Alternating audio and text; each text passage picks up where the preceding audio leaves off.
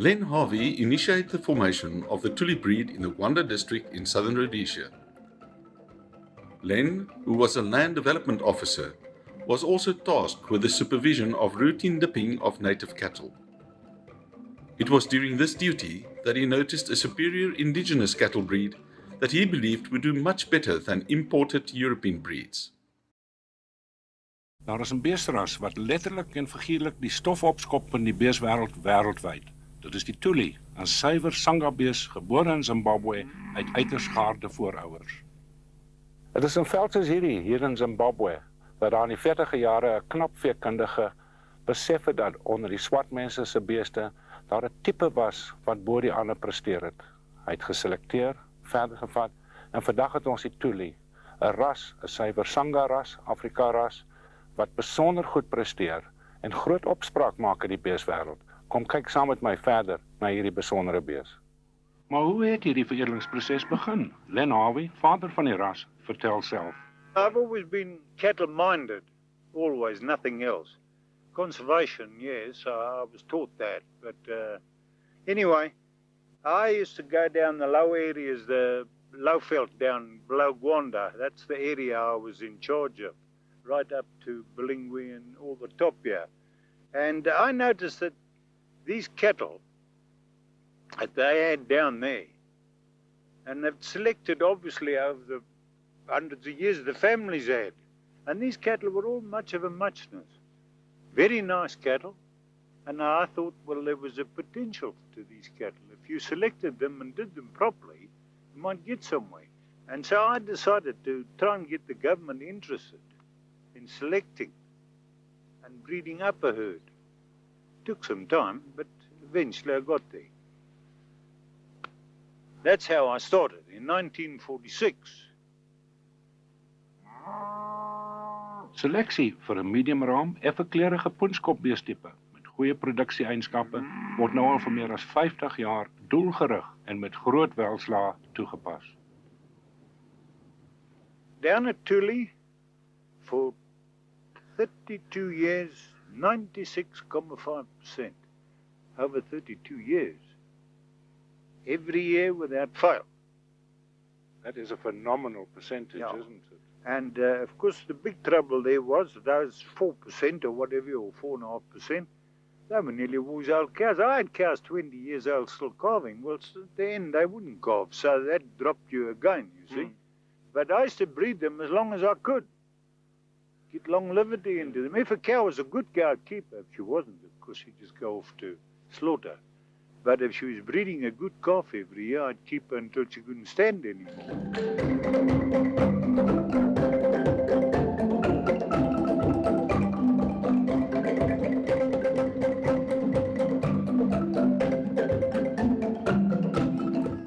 After 4 years, he persuaded senior officials in his department of the potential of this indigenous breed and of the advantages of improving indigenous cattle through selection.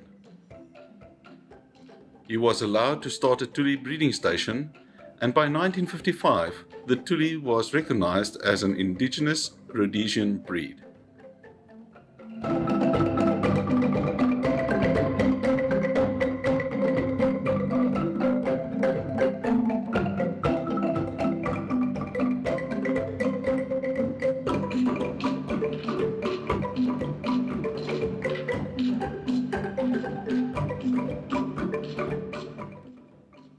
The first Tulis were introduced to South Africa in 1977. This had a huge impact on the Tuli breed, as for the first time a broader community of cattle breeders was made aware of the breed.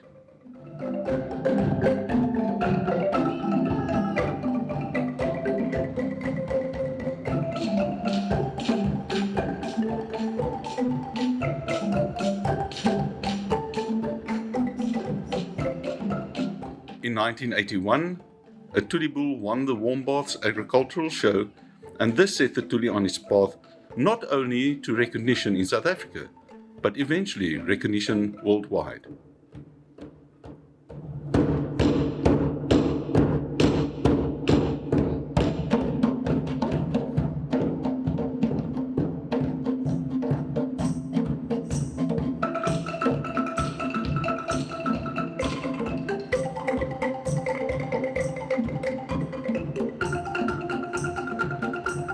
why does the Tuli do so well under local South African conditions?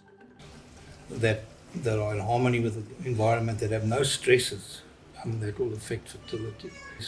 And this is where the Tuli fits in.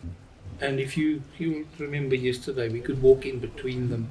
They're not bothered. I took a series of pictures of a cow just licking her calf, grooming her calf. And that mother, that maternal instinct of these animals is fantastic, because you want a cow that will look after her calf, look after it well, because the calf responds positively as well. And you've got that other advantage that she's going to protect that calf as well. Yes. This breed has got exceptionally good udders. You're looking at a beef breed basically, so you don't want a pendulous udder too big, but you don't want a too small udder. You want good, strong, well-placed teats. And if you walked through those cattle yesterday, just looked at the udders, fantastic udders. Then Harvey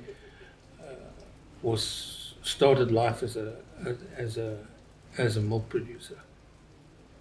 So he knew all about problems with teats and udders and things like that. And here's a breed that just doesn't have any problem. But there's enough milk to rear a good calf, and that's what it's all about. Look, they've just got very strong hooves. If you looked at those claws, the claws are open slightly.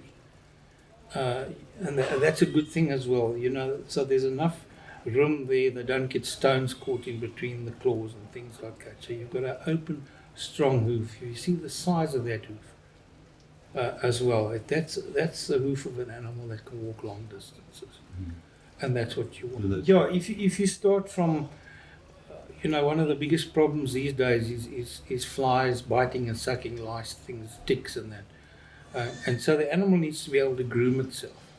If you look at a Tuli, number one, it's got a long, thin tail, so there's a good fly swatter. Because of the way it's built, in other words, the humans haven't messed around with it too much. It can groom itself. In other words, it can lean back and lick at parts where there could be something bothering it. It could scratch its ear with its hind foot and things like that. So you've got an animal that can groom. Then you've got a skin that has got very well developed panniculus muscles just under the skin. So if a fly lands on that animal, you'll see it sort of gives a bit of a tremor. Now that's a reaction to the fly settling on it, and then that chases the fly away. You don't find those muscles in your European breeds because they don't need them. And then it's also got what we call an immune reaction to the actual tick starting to bite. So that's why they talk about a tick-tolerant breed, because it actually has an immune reaction. In other words, the area around the tick bite irritates the tick, and the tick eventually, drops off and it doesn't complete its cycle. So that's another thing. And then, of course, the skin as well. I think this is important. We haven't actually looked at the sweat glands for Tuli, but your hot climate adapted animals that evolved in hot climates have got baggy sweat glands. So they sweat more. The sweat glands are nearer the surface, and there's more of them than you would find, for example, in a European breed where it's a coiled sweat gland. There's less because they don't need to sweat so often. So it's all these little things that add up to being able to offset the changing conditions and the current conditions. They have very strong enamel, and unlike other breeds, this enamel seems to get stronger as they grow older. There was some work done by a fellow called Steenkamp in Zimbabwe. They looked at Nguni cattle there, but Ngunis and Tulis are both Sangas, so you can, they both got the same sort of things. And the enamel is very hard. So you'll find, an old cow of say 14, 15 years still having a full set of teeth. It goes on up to 20 years plus. A lot of your European breeds, the teeth wear down quite fast. So you eventually end up with a cow that can't fend for itself. It doesn't have teeth, so it can't cut grass, and you've got to either feed it or you've got to get rid of it. So this is a big plus for a breed like this, the fact that they've got very, very strong teeth. And they'll last longer. And what you want to do with these breeds is, if a cow is calving, you keep it until it stops calving. Because that's a very, very important trait, is longevity. And this is what you find in these indigenous breeds. They live longer because their teeth and everything are still working. Yeah, they just have a different lung. You know, you've got two types. You've got what they call a metabolic type, which is more your European breed. They have to adapt to cold climates, so they want to store energy. And then you've got what we call a respiratory type, which is more your African breeds, your Asian breeds, where these animals have to have less exposure to the sun, so they tend to be thinner if you look at them from the top. And they also have a bigger lung capacity, which means that they can use the evaporated cooling in the lungs to actually lower temperatures while they control temperature that way. So, and this is important. Your European breed doesn't need to do that. So that's why it has a different structure as far as the lungs are concerned. So you have an animal that's well adapted, good temperament, and it has top quality beef. Our Sangha breeds have got really good quality beef. So you can either use them as pure breeds in a beef marketing system or beef production system, or you could cross them with another good beef breed. An example would be an Angus, for example, that you could cross a Tuli with an Angus and produce a calf for the feedlot as well. Either terminal crossbreeding, that's where you use a small to medium frame female with another heavier beef breed, or the other way around, that you would use your Tuli bull on a small to medium frame breed. There's enough difference, for example, between a Tuli and a Brahman to give you a lot of heterosis. So your forced crosses are going to be good animals that can be used for the feedlot, etc. I think that's the important thing. You've got a breed from Africa, for Africa, well adapted, suited to the climate, and suited to climate change as well. A rest for grazer, and whether we like it or not, the majority of our beef comes from the veld.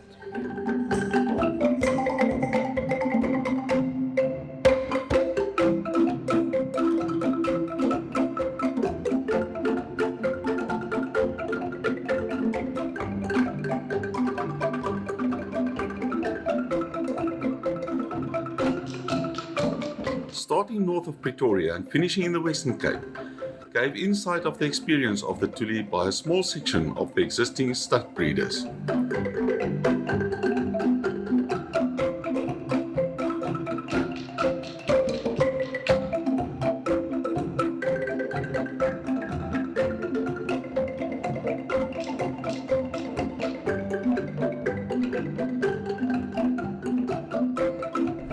If a person wants to crossbreed with, the Tuli is your tough, your cow is the fantastic cow for any crossbreeding purpose or going forward. I know the feedlotters dictate to the industry. That's what crossbreeding is about. If you want pure Tulis and to get that maximum hybrid vigor, which is what the Tuli breed brings to the table of the cattle industry, that's what you must breed with.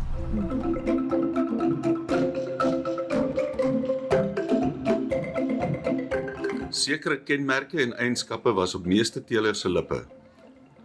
In kort was faktore soos die hoë vrugbaarheid van die ras, die Tuli se rustige en vriendelike temperament, langslewendheid, aanpasbaarheid reg deur die land, bemarkbaarheid, die poenskopfaktor en gehardheid die algemeenste.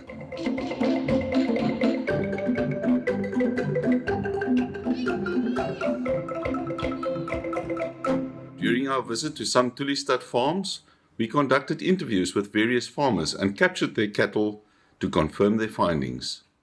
The findings were all in favor of the Tuli, and as an African breed, it can surely stand its ground.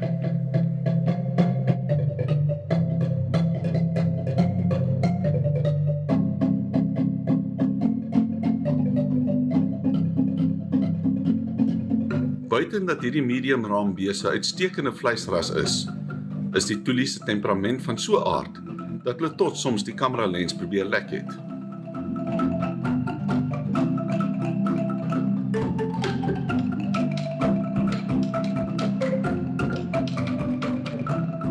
This breed was introduced to most areas in South Africa, other countries in Africa and abroad with great success and good results.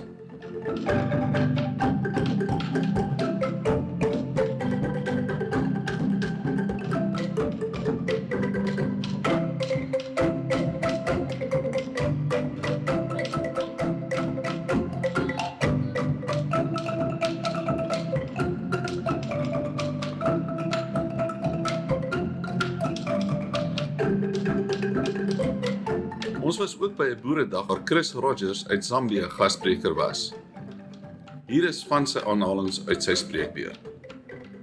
As you've heard from the three scientists before me, they are an indigenous breed, and I would say to the stud breeders of Tulis, don't try and change them to look like Herefords or Angus or Limousines or Simmentals or whatever.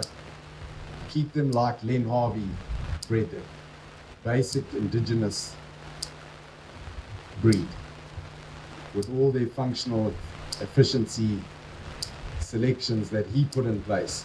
Gedurende 1982 het ek begin met die Tuli en dit is 'n groot rede hoekom ek begin het is dat die Tuli het baie laag onderhoudkoste teenoor die hoë vrugbaarheidssyfer wat hulle handhaaf. Dit maak dit baie winsgewend om met die Tuli te boer. Die ander rede hoekom ek ook met die Tuli boer is dat ek bou en vervaardig veehanteringstoerusting en hou nie altyd die tyd om die beeste te werk nie. So hulle sorg vir hulle self. Die Tuli's kalf baie maklik en hulle kalf ook vinnig. En dit veroorsaak dat hulle wat baie interessant is dat na hulle gekalf het, vertoon hulle so goed dat dit lyk of hulle nog steeds dragtig is. Die Tuli vreet ook enige tipe gras. Hulle hou hulle kondisies baie goed deur die winters teenoor ander beeste in ons omgewing. En veral hier in ons hoëveld met ons doodgerypte grasvelde. Die Tuli word nie gedoseer. Ons dip baie selde en hulle word weinig of selde siek. Tuli is 'n baie slim bees. Hulle is ook baie kudde gebonde en die belangrikste van alles is dat hulle so vrugbaar is en genoegsame melk het wat sorg dat hulle 'n koei tot kalf speenmassa verhouding 'n baie goed uitbeeld. Maar die Tuli is vir my baie spesiaal oor baie redes, maar ek sal sê 3 van die groot belangrikste redes is eerstens natuurlik die Tuli se vrugbaarheid en sy vroeë geslagsrypheid. Tweedens die lae onderhoudskostes wat van toepassing is op 'n Tuli en dan derdens die bemarkbaarheid van 'n Tuli. As ek bietjie meer kan uitbrei miskien om te begin met die vrugbaarheid. Ek kalf byvoorbeeld, ek sit my bulle by my verse op 14 maande al en ek vind die Tuli kan dit baie maklik regkry. 'n Hoë persentasie van my verse kalf al op 2 jaar. Wat vrugbaarheid betref, ek vind die koeie gaan baie maklik deur die winter met 'n goeie kondisie en hulle tel vinnig weer, jy weet, as die somer kom, hulle kondisie op, wat beteken dat ek gesien die koeie begin dadelik weer of vinniger as my ander diere in siklus kom en so kry ek dat 'n ou elke jaar 'n kalf kan aankry wat ek glo baie belangrik is. Die tweede punt is natuurlik die lae onderhoudskostes op 'n Tuli. Soos ek genoem het, ek vind dat deur die winter hoef ek nie so baie geld, hoef nie so baie geld te spandeer aan die Tuli om hom op kondisie te hou nie. Ou spaar verseker aan lekke en aan voer ook. En deesdae kos dit 'n ou 'n klomp geld. 'n Ander ding wat vir my ook belangrik is dat Tuli baie maklik kalf, soos ek genoem het. Ek laat my bulle sit ek al by my verse op 14 maande, dis kalf hulle op 2 jaar gemiddeld en ek kan nie bekostig om kalvers te trek en daai arbeidskostes en daai dan verloor ou kalvers en dit raak in 'n ou se sak. Tuli is oorwegend Puna, wat ook natuurlik beteken 'n ou het baie minder arbeid en arbeidsomkostes daaraan verbonde. Die Tuli vind ek dat hy 'n laer parasietbelading het. Dis spaar 'n ou aan dip en weer eens arbeidsonkostes ook. 'n Ander ding wat baie lekker is van die Tuli, wat enige ou sal opmerk, sodra hy met Tulies begin boer of werk met hulle, dis 'n bees wat 'n ou baie maklik mee kan werk. Hulle is baie mak as daar moet geselekteer word onder beeste, onder jou koeie, om hulle uit te klas en met hulle te werk is regtig 'n plesier. Jy kry nie beeste wat jou laat rondhardloop en selfs ook die beeste, die Tulies is 'n soetras. Jy kan hulle is nie draadspringers nie, wat vir my nogals baie belangrik is. So dit spaar my baie tyd om met Tulies te boer. En die derde baie belangrike aspek vir my is die Tuli is 'n baie bemarkbare bees.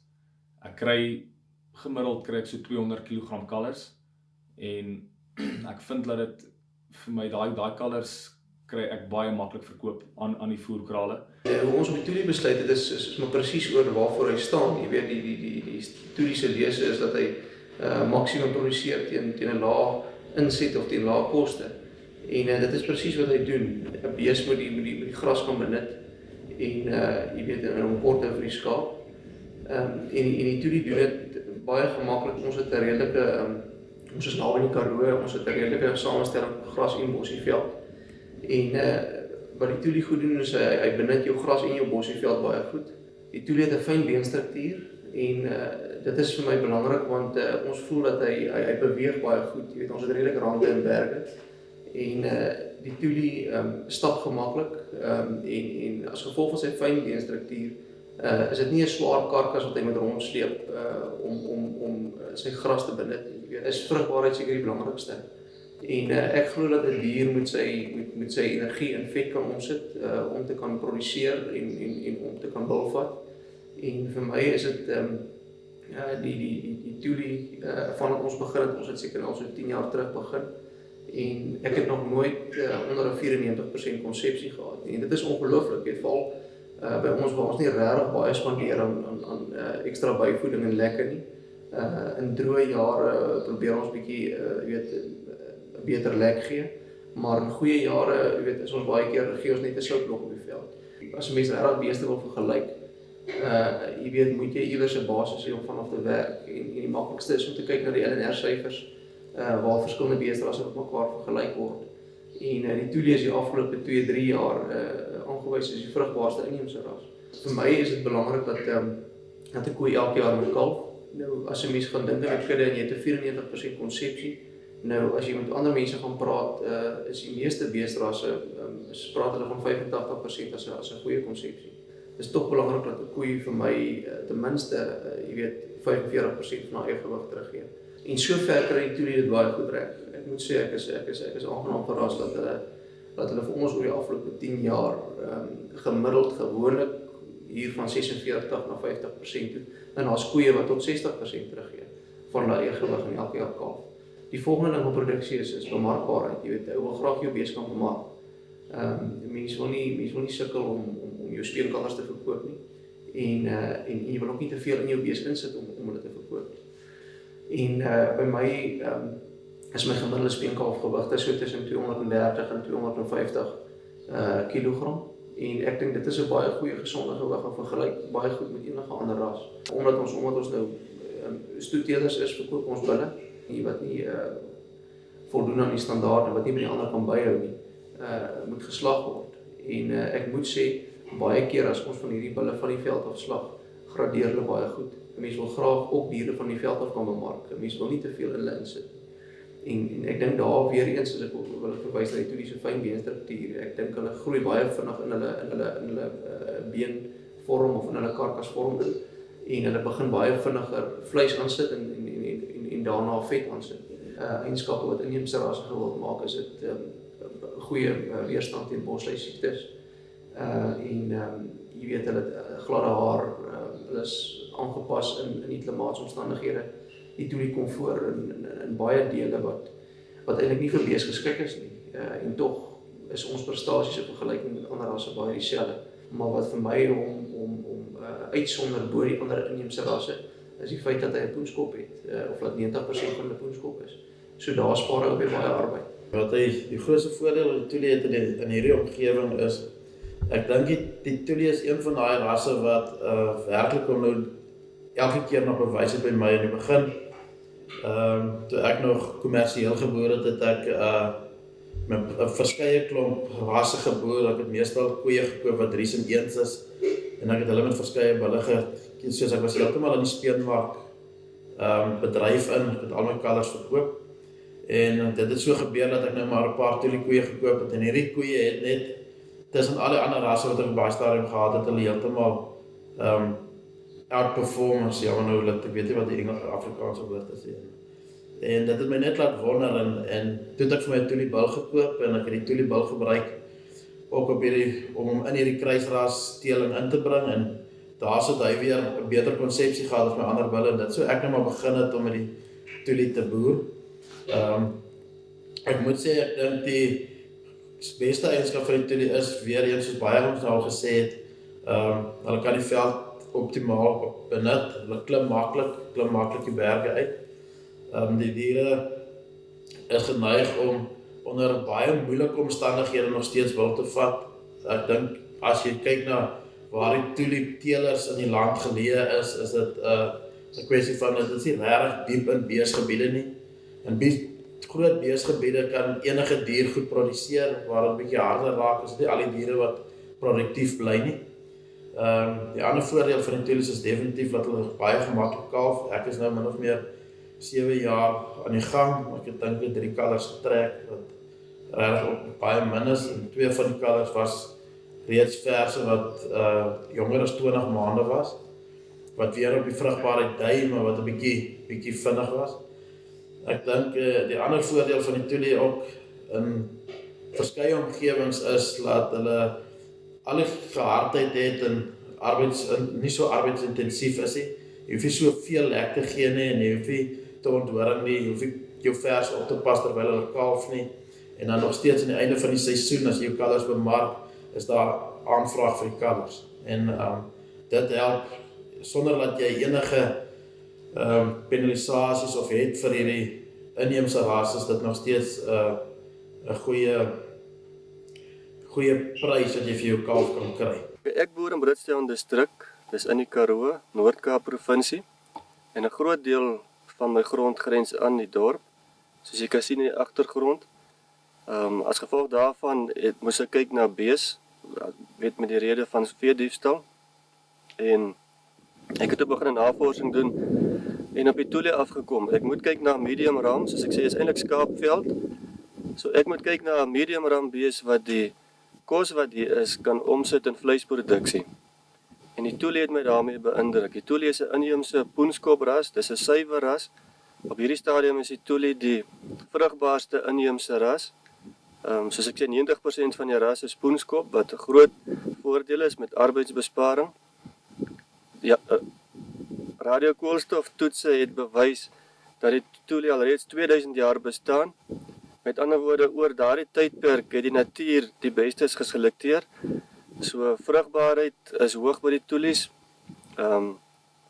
Gehardheid en aanpasbaarheid is ingeteel oor daardie tydperk. Jy kry die Tuli in verskillende skakerings van rooi, geel, wit en bruin en dagga, behalwe swart. Die Tuli mag nie swart wees nie, dan is dit nie 'n suiwer Tuli nie. Tuli het ook 'n gladde haarbedekking.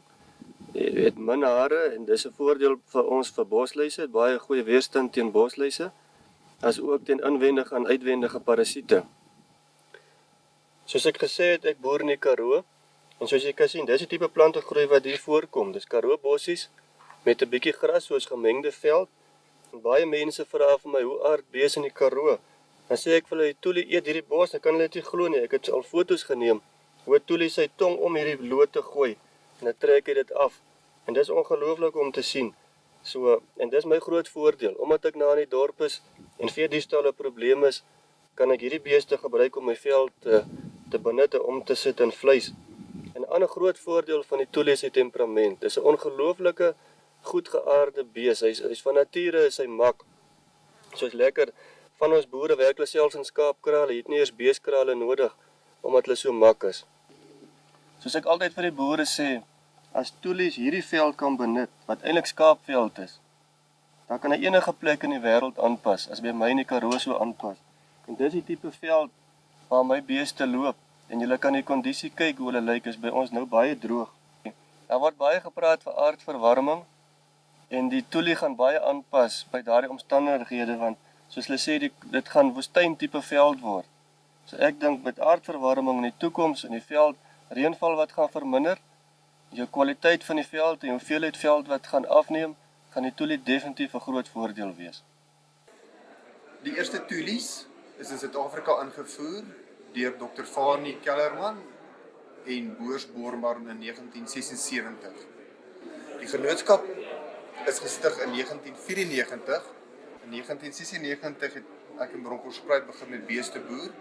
My eerste Tuli beeste het ek in 1998 gekoop op die nasionale veiling by Willem Prinsloo Landboumuseum. Ek het 'n besigheid in die dorp ook, so ek was op daai stadium van my lewe het ek 'n besigheid gehad en die boerdery was eintlik maar net 'n stokperdjie gewees. Ek het met ander beeste geboer en dit was onsuksesvol gewees. As ek naweek op die plaas kom, was daar vrektes gewees. Toe besef ek ook ek sal moet met 'n inheemse ras begin boer om die gehardheid in te bring. Omdat ek min op die plaas was, min arbeid byderhand gehad het, was dit vir my noodsaaklik om kyk na ander rasse. Dit is dat ek na al die inheemse rasse begin kyk het. Die poenspofaktor wat die Tuli's het, dit was baie voordelig geweest en so het ek toe my eerste bulle in 1998 aangeskaf. Daar was dadelik 'n groot verskil in my kudde geweest. As jy beeste waarmee jy boer, het vir jou lekker maak om mee te boer, dan gaan jy vooruit. Dan raak mens positief. Jy raak baie vinnig negatief in vandag se lewe. So jou bees waarmee jy boer, moet ten minste dit vir jou lekker maak om mee te kan boer. En die Tuli's doen dit vir jou. En dit het dit vir my gedoen. En dit het nou gemaak dat ek my stoet geregistreer in 2007. Het ek opgeteel uit die kommersiële kudde uit met my Tuli bulle. En die Tuli's het vir my, hulle is 'n besigheidsvernoot vir my. Bronkhorstspruit omgewing, Gauteng omgewing is grond baie duur. So die grond wat jy het, moet jy 100% probeer benut. Met die gehardheid van die Tuli, hulle is nie vol nonsens nie, hulle eet omtrent enige ding.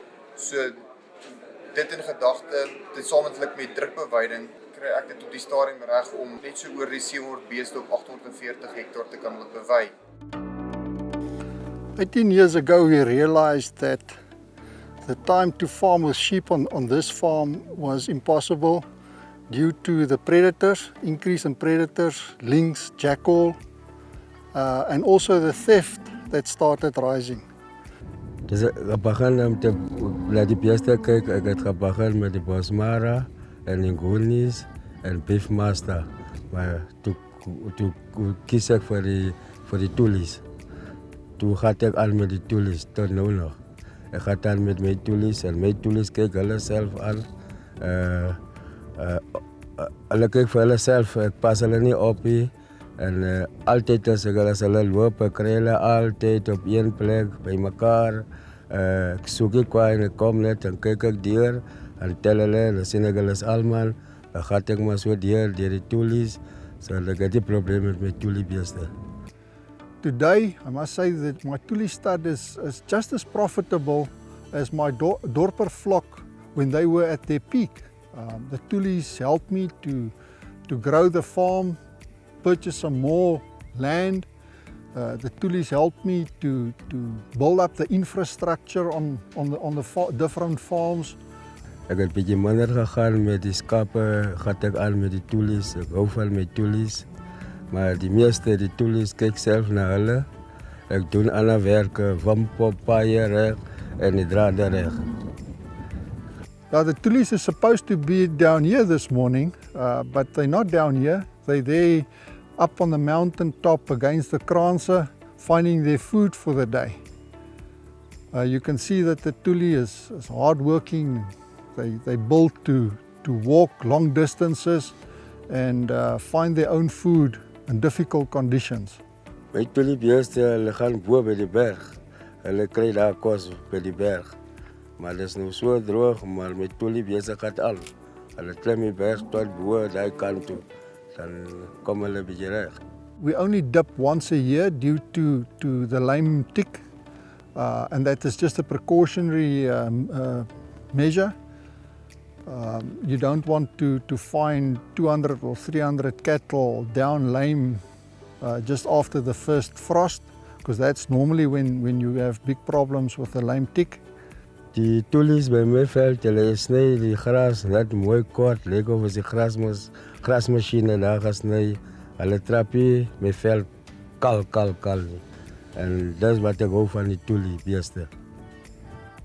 As you can see, the veld is busy recovering even after a 6-year extreme drought spree. There's some material available, covering. There's a good seed bank on the soil here, and all we need now is some good rains. We've gone through a 6-year drought spree, and the veld has taken a serious hammering.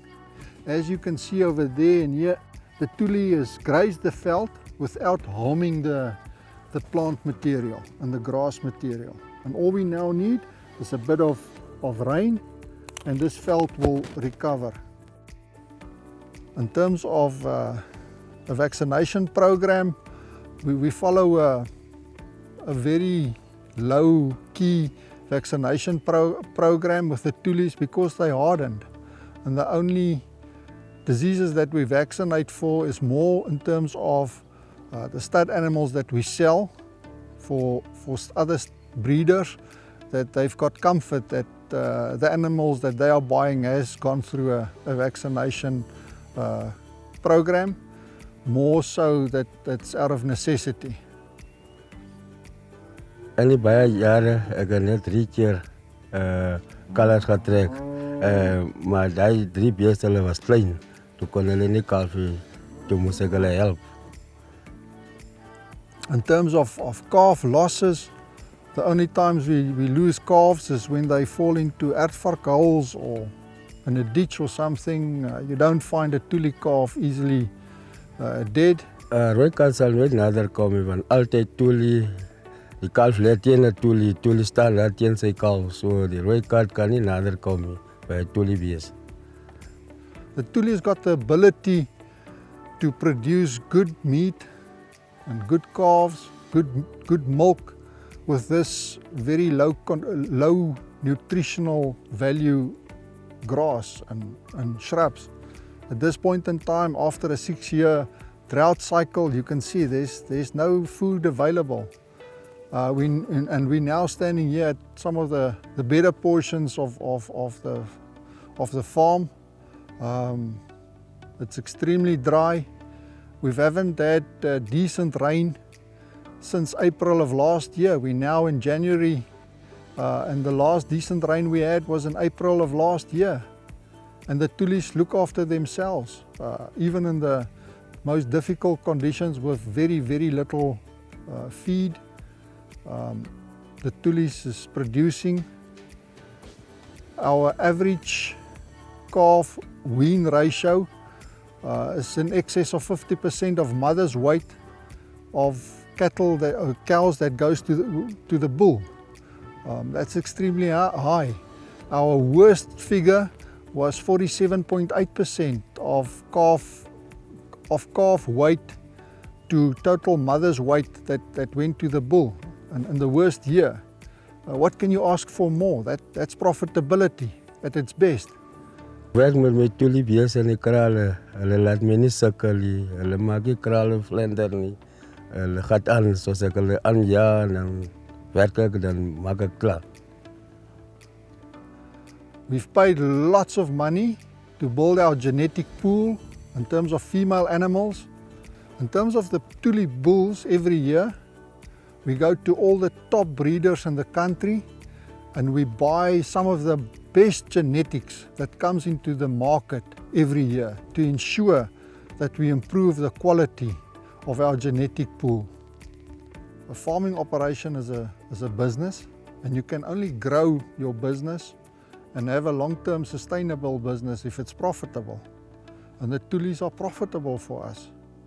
Our mission and vision for the Bushman's Mountain Tuli stud is to breed the most profitable cattle breed for the Karoo environment. Karoo environment is a harsh environment. The cattle need to walk long distances to find their feed. They need to walk long distances, and as you can see, we've got the extreme testing grounds, because more than 50% of our land is mountainous terrain. And that cow, after she calved, goes into that mountain.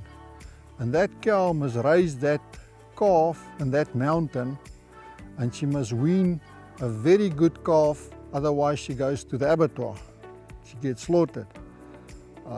The bulls is challenging up there in the mountain, so they must cover those cows in that mountain, and you need a particular built, a particular hardened bull that can go and herd these cows and cover all of them in that very mountainous terrain. And the Tulis does that for us. Our Tuli bulls, they can perform in extreme conditions, and we've been very successful with them. Dat is niet van mijn tulies wat die kalvers zijn. Het is net 1 of 2. Als het droog is, dan zie je alleen de kalvers. Maar de rest van mijn tulies is allemaal mooie kalvers. If you're a farmer today and you need a profitable alternative because of the challenges of vermits and theft, I will definitely look at the Tuli breed. Die tulies in ons wêreld is wat nie ingerig is regtig vir beeste nie, is absoluut ongelooflik dit met hulle temperament. Ek werk my tulies kan ek klas in 'n skaapkraal. Ek klas 90 koeie in 'n skaapkraal sonder dat daar een oor die draad spring. Die verse uit mekaar uit, die koeie met die kalvers en die dragtige koeie kan jy uit mekaar werk hulle binne 'n skaapkraal is ongelooflik. Baie van my waters het die bolkop covers, jy weet covers oor die bolkopkamers nie. Ek het nog nie een gehad wat die beeste gebreek het nie. Dis ongelooflik, en wat vir my ongelooflik is van in ons wêreld is dat die kondisie wat die diere kan handhaaf in hierdie toestand is wat dit nou is. Ek meen dit lyk nie of daar iets is vir hulle om te vreet nie. Die koeie met die kalvers is ongelooflike goeie kondisie. Ons kry ongelooflike goeie herkonsepsies. Dis net 'n fantastiese bees om mee te boer. Kalwingsprobleme, ons weet nie daarvan nie. Ja, my veearts sê altyd as hy by my kom om dragtigheidsondersoeke te doen, hy sê, wil almal nie maar eerder met tulies boer nie, want hulle werk net maklik. Enigste keer wat my bees in die kraal kom, is wanneer ons dragtigheidsondersoeke doen en wanneer die kalvers gespeen word. Verder, ons doseer nie ons bees nie, ons werk nie vir borsluis in hierdie in die omgewing nie. Die bees is amper onnatuurlik skoon van borsluis. Ons is in 'n reënval area tussen 10 en 12 duim reën 'n jaar. Ek boer ook met bees in Suurveld, so 120 km vir my, wat 1700 meter bo seevlak is, en die tulies gedei selfs daar. Ons het daar so verskillende rasse wat ek Tuli bulle op gebruik met ongelooflike goeie resultate. Die Tuli Klimberg, hulle doen baie goed in daai Suurveld dele ook, en ons het 'n baie goeie konsepsie gehad in daai Suurveld deel. 'n Ongelooflike goeie moederras gaan wees of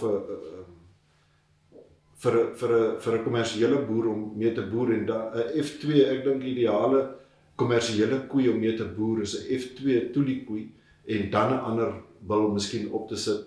Alhoewel ons kry uit suiwer Tuli koeie kry ons kalvers wat speen 220, 230, 40 tot 60 kg. Ek weet nie wat hulle mense baie meer is dit van 'n koei wat 400, 450 kg weeg. Dit is net 'n klaar bees. Jy weet, ek het bulle gehad wat ek op die veld afgerond het, wat gemiddeld 3 jaar oude bulle wat met 'n minimum rantsoen vanaf ons hulle begin voer 2 kg gemiddelde dag opgetel het. Vir 3 jaar oud bulle dink ek nie dis sleg nie. Ek dink en die poenskopfaktor is nog 'n ding. Ek gebruik die Tuli-bulle ek het hulle op Drakensberger koeie gebruik, en die een groepie kalvers wat ek nou spesifiek uit my kop uit kan dink, was 21 kalvertjies waarvan op Horingsman Drakensberger koeie waarvan ons 3 se horings gebrand het. Ek meen, dis ook 'n ongelooflike voordeel vir hier in ons wêreld wat nie 'n beeswêreld is nie. Ek dink vir enige beesboer is die onthoringsproses is 'n tydsame proses en jy spaar ongelooflik baie tyd deur nie jou kalvers te onthoring nie. Die Tulies het 'n ongelooflike eier. Jy weet, eierprobleme by hulle bestaan nie. En hulle die mooiste eiers met die mooiste fynste spientjies. En selfs op rasse wat meer geneig is tot bottelspene, as jy 'n Tuli-bil op daai rasse sit, dan dis die eerste ding, hy trek daai eiers op en hy maak hulle, jy weet, die mooiste eiers. En nog 'n ding van, as jy 'n Tuli-bil gebruik op 'n klomp, op 'n verskeidenheid koeie of kruisras koeie, hy maak jou kalvers ongelooflik eenvormig. Al verskil hulle in kleur, die erfdwang is so sterk dat jou kalvers onmiddellik 'n tipe is. En dit is aantreklik vir 'n koper. My father farmed with Bonsmara Angus type cattle, and after not being happy with the cattle and the results he got, and after reading an article in a Landbou Weekblad, we bought our first bull from Mr. Russell Clark in 1998, and that was the start of our Tuli herd. The reason that we started farming with Tulis, especially in the Karoo and the arid regions, well, there are many reasons, but first of all, obviously it's a medium-framed animal. For example, a perfect cow weighs about 450 kilos, so it's a lot smaller than your European breeds, and so her maintenance, she needs less food to maintain her, and the ability of the Tuli to use low quality roughage.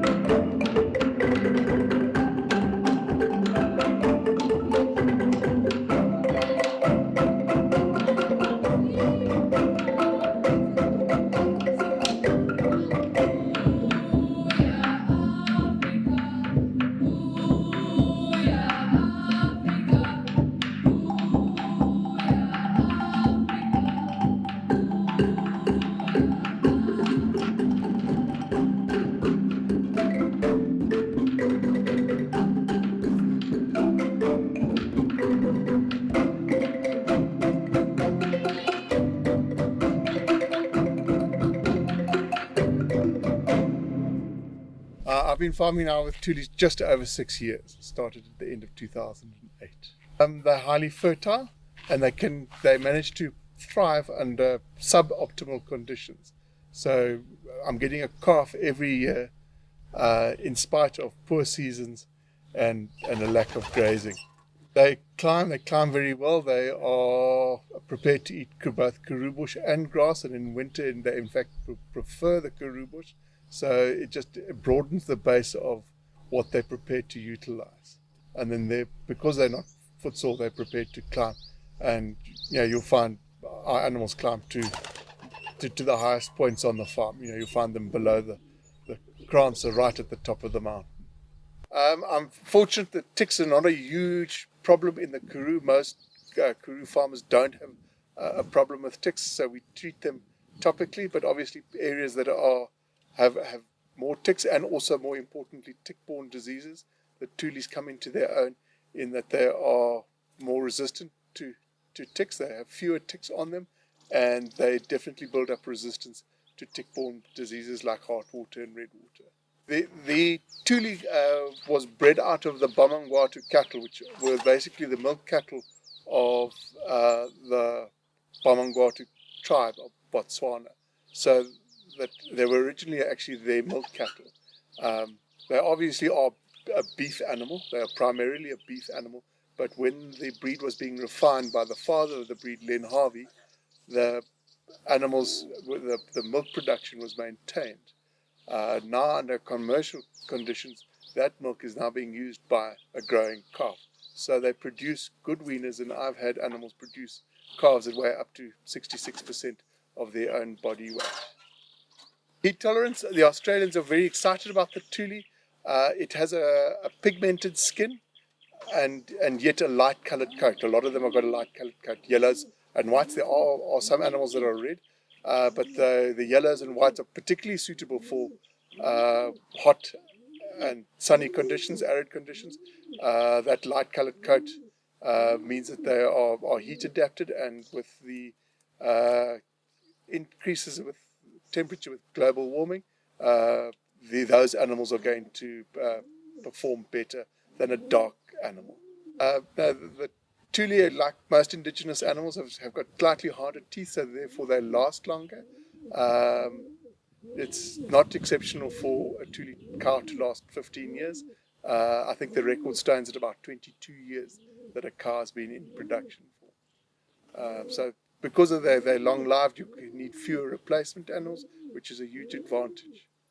Tulis are the most fertile indigenous breed in the country at the moment, and fertility is the most important attribute when you're looking at cattle in terms of economic return. Growth of calf and the other sort of important economic factors come, well second and third. And in our own herd, our conception has never dropped below 90%, in spite of having some of the worst droughts in living memory when we started our herd. I think Tulis, because they were originally from the drier part of southern Africa, are well suited to the drier parts of southern Africa. The sort of area of origin is the southwestern part of Zimbabwe, eastern Botswana, where the rainfall is about 350 millimeters a year, with a distinct winter and the associated lack of grazing during the winter. I checked to a man, Jack Steele, who was one of the original people at the Tuli breeding station, and he said that the Tulis used to live on the leaf drop from the mopani leaves during winter, that there wasn't any real grass available for the animals to overwinter, so that they had learnt and adapted by using the leaf drop off the mopani leaf.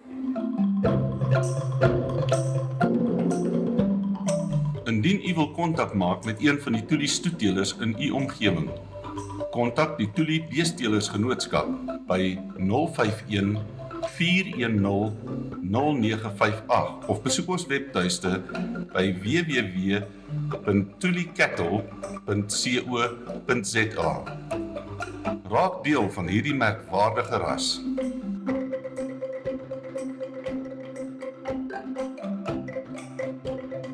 If you would like to get into contact with a Tuli stud breeder in your vicinity, contact the Tuli Cattle Breeders Society on 051 410 0958 or visit our website at www.tulicattle.co.za. Become part of this amazing breed.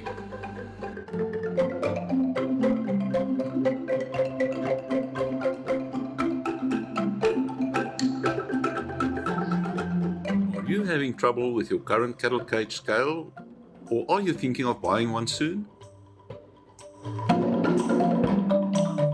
Scales Incorporated can supply you with a galvanized cattle cage with 2 gates on each side for easy treatment access to your cattle.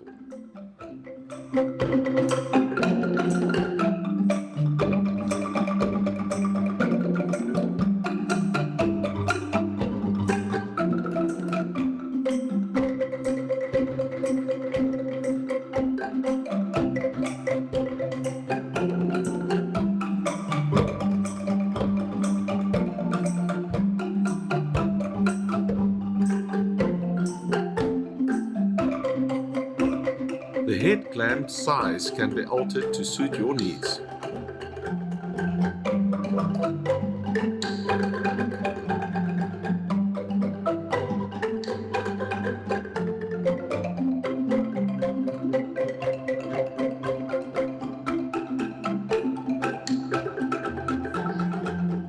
The tailgate of the scale can be either a drop-down gate or a sliding gate.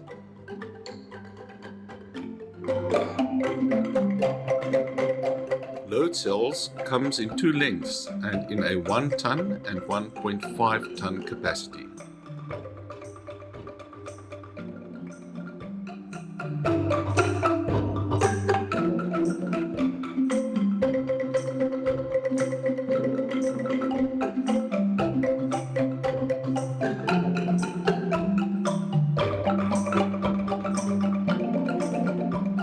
For your scale needs, contact Scales Incorporated.